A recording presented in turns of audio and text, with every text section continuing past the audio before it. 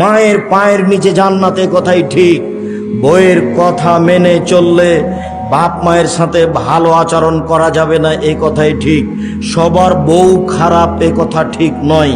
এমনটা হতে পারে আপনার স্ত্রী আপনার চেয়ে বেশি আপনার মাকে দেখে, এমনটা হতে পারে। সম্মানিত দিনী বোন, আপনাকে আমি অনুরোধ জানাচ্ছি, আপনি আপনার শাশুড়িকে মেনে নেন, ভালো হবে।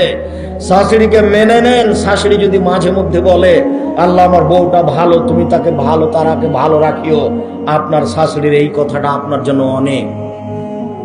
আর যদি অগোচরে আপনার শাশুড়ির চোখের পানি বের হয়, আমার বৌমা আমাকে এই কথা বলল, আমার ছেলেটা আমাকে টাকা দিয়ে গেল, যার কারণে আমার বৌমা আমাকে এই কথা বলল, যদি আপনার শাশুড়ির আপনার অগোচরে এক ফোঁটা চোখের পানি ঝরে, এর নাম আশীর্বাদ।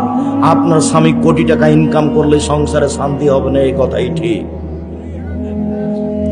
সম্মানিত দিনী ভাই বোন, বাপ মাকে সাদরে মেনে নিতে হবে।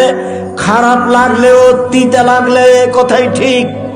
আপনাকে মা কিভাবে লালন পালন করেছে সেটা আপনাকে আমি দেখাতে অক্ষম, তবে আপনার ছেলেটাকে আপনি দেখলে বুঝতে পারবেন আপনার ছেলেটা আপনার কাছে কেমন, তেমন আপনি ছিলেন।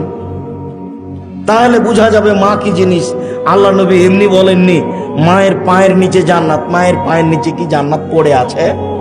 তার মানে মাকে মেনে চললে জান্নাত, এই কথা রাসূল সাল্লাল্লাহু আলাইহি ওয়াসাল্লাম বললেন।